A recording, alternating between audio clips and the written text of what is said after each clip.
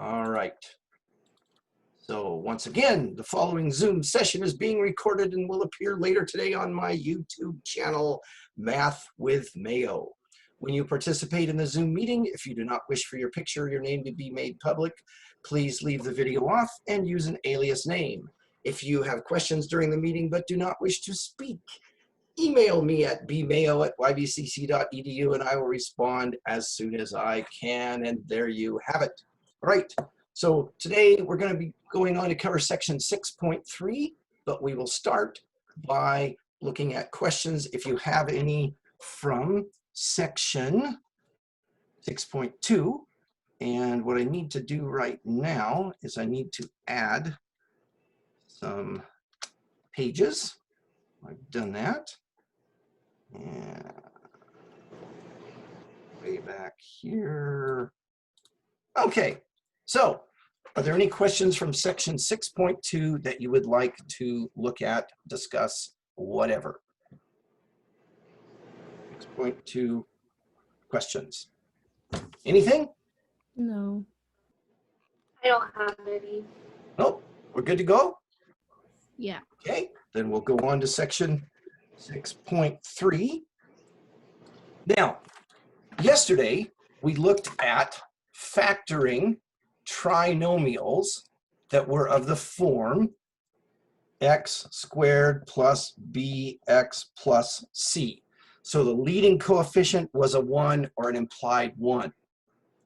Today, we're going to open a big can of worms and we're going to look at trinomials of the form ax squared plus bx plus c, where now the coefficient of the leading term of the squared variable is something other than a 1. Okay, now there are mainly two popular methods of how to do this. And if you noticed in your schedule, we're going to actually be spending 2 days in this section. Today, I'm going to go through and talk about the process called factoring by grouping. Tomorrow, we'll go through and we'll look at the process called, I think this book calls it trial and check. I've heard it as trial and check, guess and check, FOIL method, all of those things. But anyway, today we're going to look at the grouping method. And those of you that have the textbook, it is explained in there. I explain it a little bit differently, but it's still the grouping method. All right. Now, I'm going to start off with this problem. 3x squared plus 4x plus 1. So we have a trinomial. It is in standard form, descending powers of the variable, the x squared term, the x to the first degree term, and the constant term in descending order. All right. Now, notice the coefficients of the three terms. A is 3, B is 4, and C is 1. Again, going back to that ax squared plus bx plus c form. Does everybody see where I got the 3, the 4, and the 1? Any questions there? No. All right. Okay, now I'm going to form a product and a sum. However, this is different from what we did yesterday. When the leading coefficient is something other than a 1, it's different. The product is now equal to A times C. So in this case, the product would be 3 times 1, or just plain old 3. And the sum is equal to B. So in this case, the sum is equal to 4. So we're no longer taking this and this. We're taking the product of the first and the last and the sum of the middle. Okay? So this is different from what we did yesterday. I know I keep saying that, but I want to make sure you're getting that. So now I'm looking for a pair of numbers whose product is 3 and whose sum is 4. So those numbers would be what? 3 and 1. 3 times 1 is 3. 3 plus 1 is 4. Now, here's where things are different as well. What I'm going to do, I'm going to take the original trinomial, I'm going to rewrite it. The first term is going to stay the same. The last term is going to stay the same, but I'm going to take that middle term and split it up into two terms. Please turn off your microphone. We can hear your children. Thank you. All right. Anyway, we're going to take that middle term and split it up into two terms whose coefficients are those two numbers. So I'm going to get plus 3x plus 1x. Now, technically, I don't need that 1 in front of the x. It's implied, but I just wanted to emphasize where the 3 and the 1 came from. They came from right here. Okay? So everything we've done so far was to know how to split the middle term up. Well, now we have 4 terms. Recall a little while ago I said today we were going to look at the factoring by grouping method. If we go back to section 6.1, we learned how to factor by grouping by having 4 terms. We split them into 2 groups of 2. The greatest common factor of the first 2 terms is 3x. The leftovers is x plus 1. So that means that on the right side, the leftovers have to be x plus 1. And what would we take out? We'd take out a 1. Now, technically, again, I don't need to write this 1 there, but it's a good idea to do it because I need it in the next step. But before we go on to the next step, is everybody okay with what I just did? Any questions there? No. We're good? Okay. So now the greatest common factor would be x plus 1 and the leftovers x or 3x plus 1. So there is the factorization of this trinomial. Let's check our work. If I FOIL it together, 3x squared plus x, whoops, did that backwards, plus x plus 3x plus 1, 3x squared, combining like terms, plus 4x plus 1, and it checks. Excuse me. So this answer, which is now a mess, it is correct. All right. Any questions yet? Okay, let's take a look at another problem.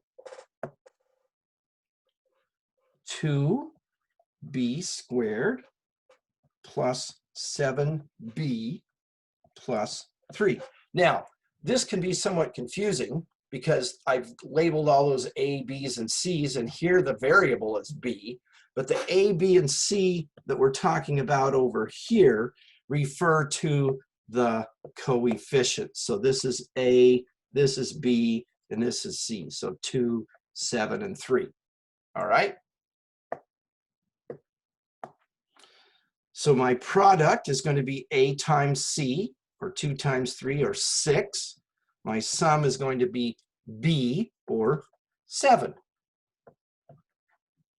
Again, the product is always equal to a times c, the first times the last, and the sum is always equal to the middle coefficient. So now we're looking for 2 numbers, a pair of numbers whose product is 6 and whose sum is 7.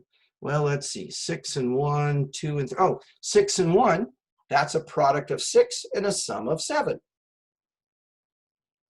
So now we'll take the original trinomial and we'll take the middle term and split it up into 2 terms whose coefficients are the 2 numbers we found there.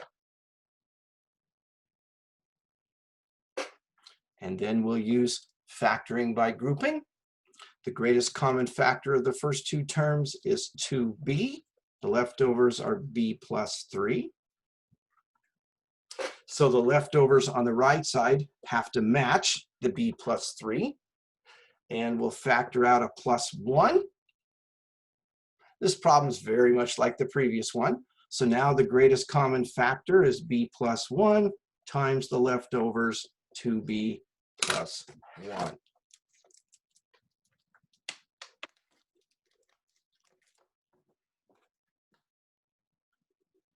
Questions on that one? Okay. then we will continue. Let's see here. 15a squared minus 28a plus 5. We have a trinomial. It's in standard form, descending powers of the variable. The leading coefficient is not a 1, so we've got to use this method. So our leading coefficient, 15, followed by negative 28, followed by 5. The product is 15 times 5, which is 75, and the sum is negative 28.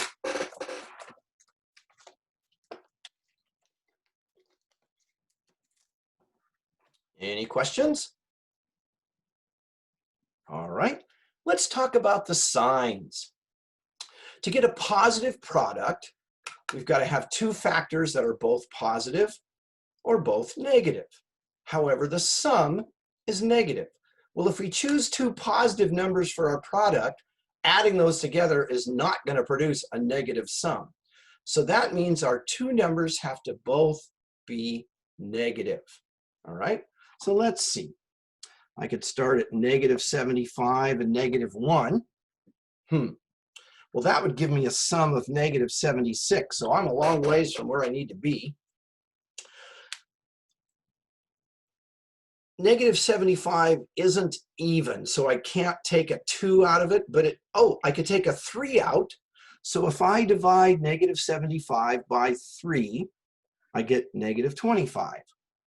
So then I'm going to multiply the second factor, negative 1 times 3, and get negative 3. So I divided by 3 and multiplied by 3. Why do that? Because now I have a new set of numbers whose product is still 75. Oh, the sum is negative 28. Now, that was lucky that I found it so quickly. Sometimes you have to go through this process several times. So don't think it always just works on the first try. Okay. So negative 28. So my two numbers are negative 25 and negative 3. So now I'm going to rewrite the original trinomial, splitting the middle term into two terms whose coefficients are these two numbers. Any questions yet? Nope. Okay.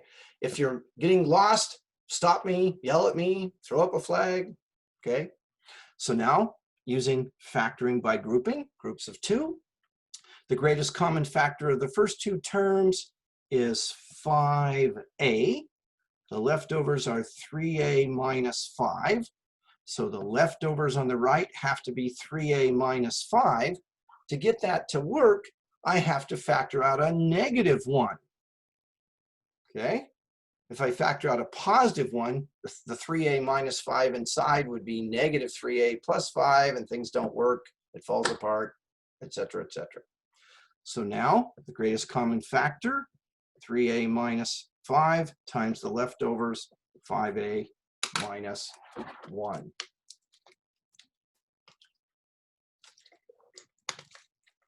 Let's check our work. 15a squared minus 3a minus 25a plus 5. 15a squared, combining like terms, minus 28a plus 5, ka-ching, ka-ching, and it checks. Any questions? All right, so either you're getting this or you've all fallen asleep, right? One of the two. Hopefully it's the first. Let's see here. 4b squared plus 15bc minus 4c squared. 15bc is not when I was born. I'm not that old, but thank you. So we have a trinomial. It's in standard form in terms of the letter b. We've got b squared, b, no b at all. We could turn the whole thing around and put it in this form of c squared and c, but if it ain't broke, don't fix it, right? Okay, so a is 4, b is 15, c is negative 4, the product is negative 16, and the sum is 15. Again, the product is a times c, and the sum is b. I have a negative product, so that means I have a positive factor and a negative factor. But when I add them together, I get a positive 15. So that means that my sum is positive. So my two numbers, the one that's positive and the one that's negative, the positive number has to dominate, okay? So the positive number has to be bigger. How about 16 and negative 1? Would that do it? It sure would. There's a product of negative 16 and a sum of positive 15. So now I'm going to take the original trinomial and split it up into 4 terms. That is, split the middle term into 2 different terms. Don't forget I've got 2 variables in here, okay? So factoring by grouping, groups of 2. The greatest common factor of the first 2 terms is 4b. I've got b plus 4c left over. So my leftovers on the right side have to be the same, b plus 4c. And let's see. I have to be careful. That looks like minus 16c, but it's minus 1bc. So I'm going to have minus c there. That should give me what I need.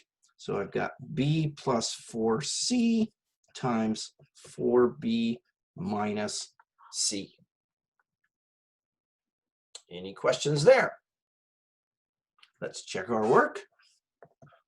4b squared minus bc plus 16bc minus 4c squared.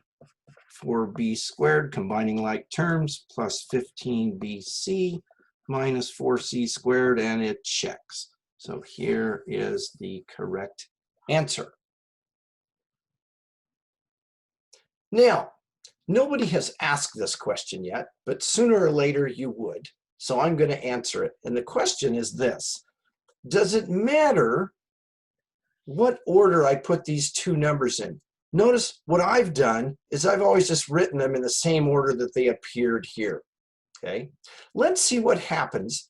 I'm going to do this same problem, but I'm going to reverse the order of the 2 numbers. That is to say, these 2 terms, I'll reverse their order. Let me see here. So I'm going to have 4b squared minus 1bc plus 16bc plus 16bc, and then minus 4c squared. Okay, so what I've done is I've taken these 2 middle terms and I've reversed the order of them. Let's see what happens when I do that. All right, greatest common factor here is going to be just b. Leftovers 4b minus c. So the leftovers 4b minus c, and I've got to have a plus 4b. No, that's not correct. Plus 4 what? Should this be? That should be a c, all right? So now I've got 4b minus c times b plus 4c. Well, I get the same answer as I did here, but the 2 factors are commuted. So the answer to the question, does it matter which one I put first? No. All it will affect is the order of the factors in the answer. Okay? All right, and I can say, I know some of you were thinking about that, or ultimately you would have asked that question. All right, let's see here. New problem. 16r minus 40r squared plus 25r cubed. Well, this is a trinomial, but it's not in standard form or descending powers of r. So I'm going to rewrite it. 25r cubed minus 40r squared plus 16r. Now it's in standard form. Oh, but I see that there is a greatest common factor. and I believe it's just r. So I'm going to take out the r, and I'll have 25r squared minus 40r plus 16. So I've had to do lots to fix this thing. I had to rearrange it and put it in standard form, take out the greatest common factor. Now we're going to go further by factoring what's in parentheses. So A is 25, B is negative 40, C is 16. The product is, let's see, 16 times 25 should be about 400, and the sum is negative 40. Okay, now I have a positive product, which means I have to have two factors with the same sign, two positive or two negative. I have a negative sum, which means I've got to have two negatives. Oh, let's see. I could take, what, negative 400 and negative 1. That would give me negative 401. Negative 200 and negative 2, that would give me negative 202. Negative 100 and negative 4, that would give me negative 104. In other words, I'm starting at the outside edge. I'm splitting the even number in half and doubling the other one. And then over here, I'm writing what I'm getting for a sum. Well, I keep getting closer, but I've still got a long ways to go. Let's see, negative 50 and negative 8, that's negative 58. Negative 25 and negative 16, that's negative 41. Oh man, so close. In fact, I'm going to rewrite that. That's kind of messy. I'll write that a little clearer. So I said negative 25 and negative 16. That gives me a sum of negative 41. Well, let's see. 25 isn't even, so I can't split it in half anymore. I could take a 5 out. If I divided that by 5, I'd multiply that by 5, and I'd get that. Well, that doesn't seem to be helping me any. Let's see, what else could we do? Well, here's what I know from my investigation. I know that the negative 400, as it gets, smaller negative, which is technically larger, but it gets to be a smaller negative number, and the negative 1 gets to be a larger negative number, I'm getting closer and closer to my correct numbers because I'm down to negative 41. So it seems to me that I'm looking for a number. Actually, I'm looking for two numbers between negative 25 and negative 16, whose product is positive 400. Well, let's see. Can you think of any number that's between those that goes into 400 evenly? Negative 20. 20. Yeah, negative 20.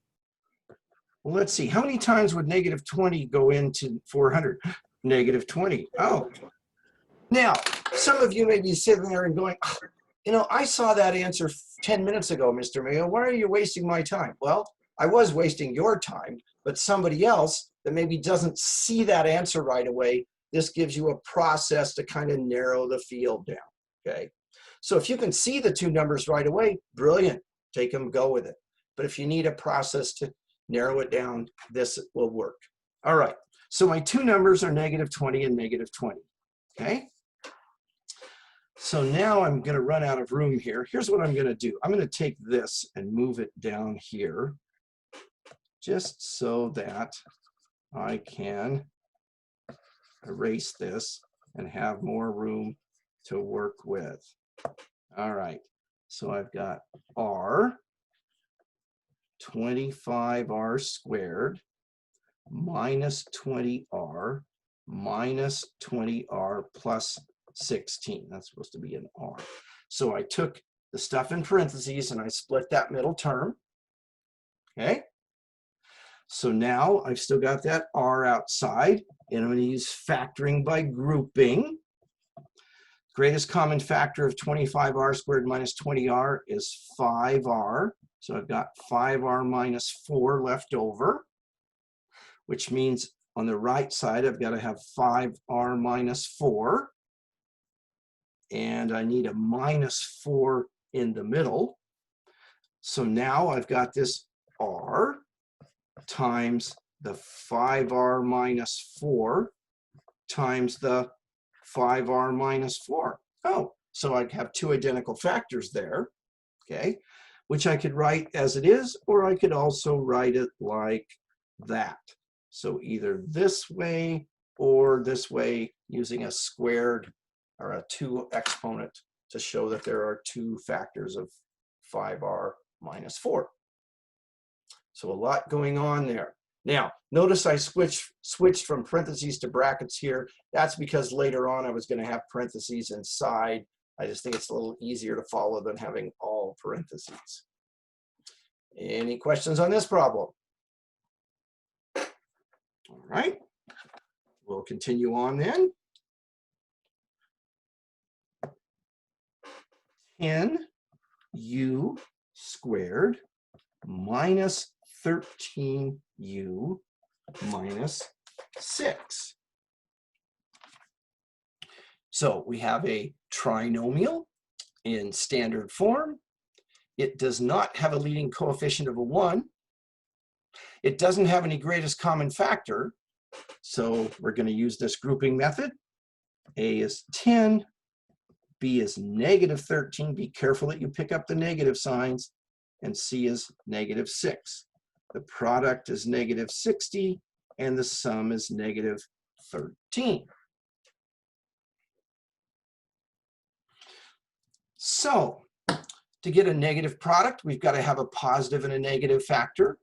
To get a negative sum, the negative factor has to be larger. So I've got a big negative and a small positive. How about negative 60 and 1? No, that's not going to do it. How about negative 30 and 2? That's not going to do it. How about negative 15 and 4? That's not going to do it. Let's see. This is negative 59. This is negative 28. And this is negative 11. Oh, I went too far, didn't I? Let's see here. It seems like I need a number that's between, negative 13 is right in there. Everybody see that? So my two numbers that I'm looking for have to be, one is between negative 30 and negative 15, and the other is between 2 and 4. Well, there's a lot fewer numbers between 2 and 4 than there are between negative 30 and negative 15. What's the only number that could go between 2 and 4? 3. So if it's 3, this would have to be a negative 20, right? Well, that gives me negative 17. So now this would be in between here, but there is nothing there. Conclusion? Prime. Prime. Here again, you want to have an organized system of narrowing it down, because if you just randomly choose things and then give up after a while, you might say it's prime when maybe it isn't because you missed one. So this assures me that I know there's nothing in there that's going to work. Okay, let's see here. How about this one?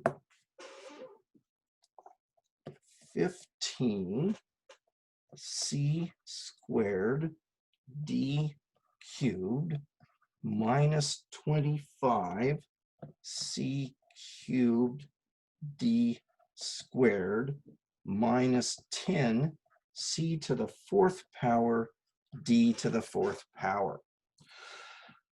Well, is this thing in standard form? Well, that's kind of fuzzy, isn't it? Because there's two variables, and if we look at c, it goes up in powers of c, and in d, it's not really arranged either way. So I'm thinking I'm going to take out a greatest common factor first and see if it kind of reduces the mess down to where I can deal with it. I can take out a 5 and a c squared and a d squared. That would give me 3d minus 5c minus 2c squared d squared. Everybody follow that? This is 15 c squared d cubed. This is minus 25 c cubed d squared minus 10 c to the 4th d to the 4th. But let's take a look at that, okay? that's not going to factor, is it? Even if we rearranged it and we put like, let's see, -2c squared d squared minus, minus 5c plus 3d, because we'd have to break this up with a CD and a CD, and then the middle terms would have to have CD, and that's just not going to happen. So basically, what I did right here, taking out the greatest common factor, was all that I could do. Okay.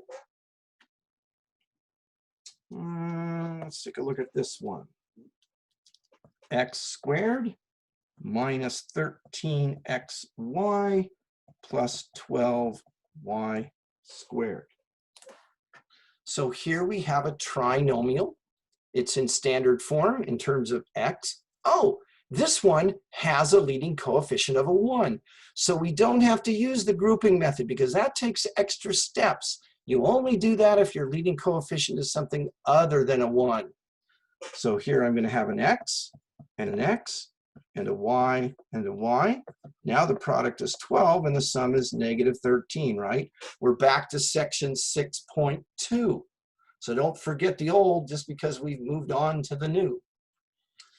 Let's see, product of 12 and a sum of -13. How about -12 and -1?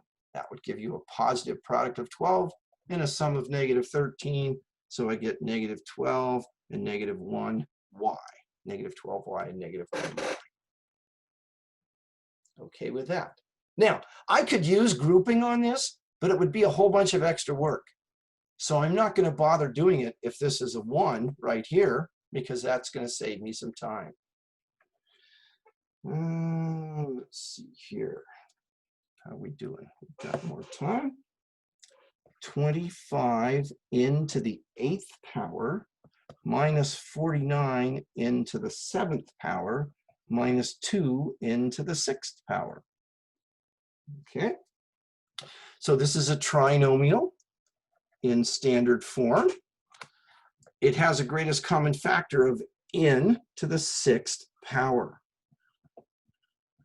So then I get 25n squared minus 49n minus 2. So now factoring the trinomial inside the parentheses, a is 25, b is -49, c is -2, the product is -50, and the sum is -49. How about -50 and 1? Wouldn't that do it? Yeah.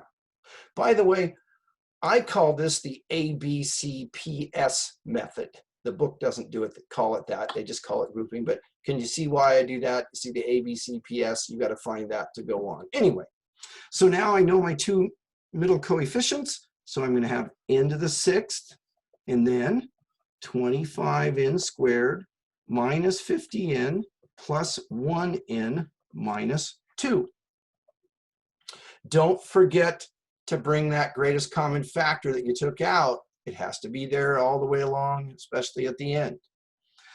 Factoring by grouping, I've got n to the 6th. Greatest common factor here would be 5n. So I've got 5n minus, oh, wait a minute.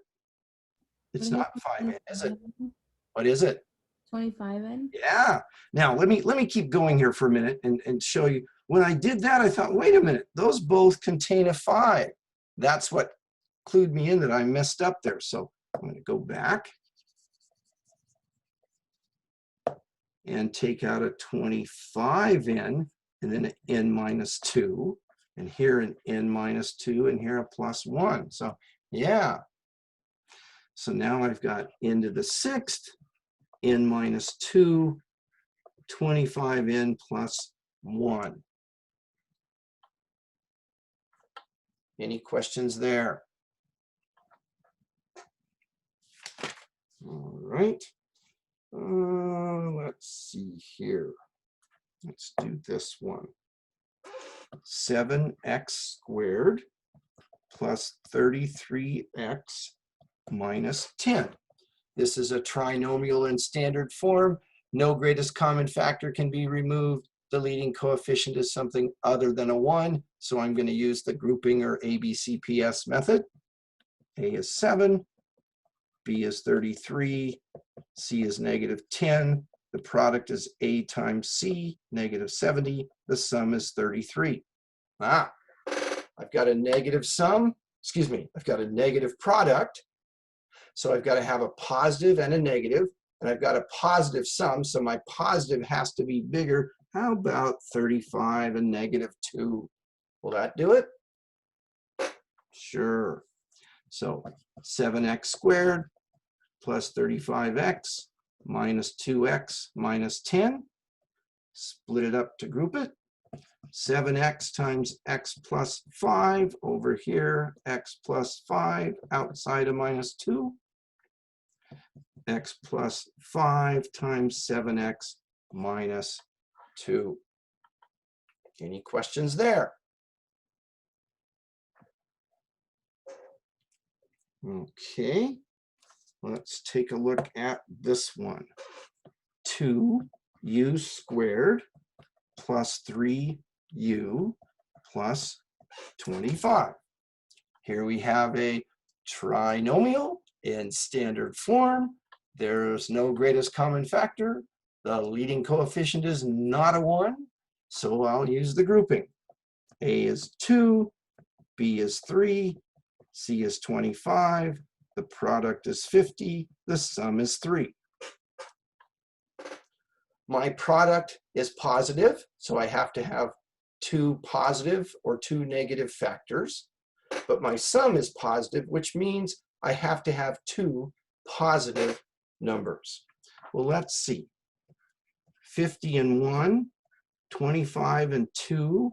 This gives me a sum of 51. This gives me a sum of 27. I'm getting closer.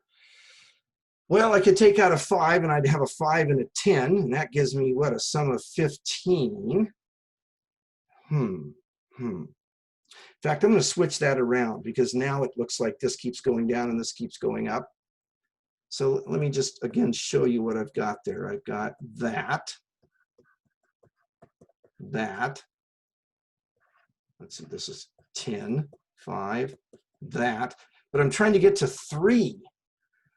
So is there anything smaller than 10 and larger than 5 that goes into 50 evenly? Let's see, 9, 8, 7, 6. There isn't anything, is there? Conclusion? Prime. Prime. Right, there you go. Okay.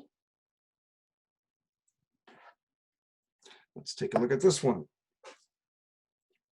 Let's see. -9y to the 4th minus 3y cubed plus 6y squared. This is a trinomial in standard form. There's a greatest common factor. What is it? -3y squared. Good. Now, you said negative. You could have also just said 3y squared, and that would have been a greatest common factor, but then I would have come back and said, yeah, but you want that leading coefficient positive. So good for you for picking up on that. So in other words, I want what's left over to have a positive leading coefficient. So this is going to be what? 3y squared plus y minus 2. Is that right? Let's see. -9y to the 4th minus 3y cubed plus 6. Yeah. Okay. So I've still got a trinomial inside that I'm going to use grouping on. A is 3, B is 1, C is -2, the product is -6, the sum is 1. How about 3 and -2? That would give you a -6 product and a +1 sum. So now I've got -3y squared, 3y squared plus 3y minus 2y minus 2. Again, splitting that middle term up according to those two numbers. Factor by grouping, -3y squared. Greatest common factor here, 3y with a y plus 1 left over. So over here, I've got to have a y plus 1. What am I going to have outside there? What's going to go right in here? -1, No. 2, negative. There you go. Yeah, because I've got to get back to there. So now I've got negative 3y squared, y plus 1, 3y minus 2. Any questions on that? All right. Well, I'm going to call it quits for today. I'll be back at 1:15 if you have any questions, or if you want to email me, I'll try and get back to you as I have time. So I'm going to go ahead and stop the recording.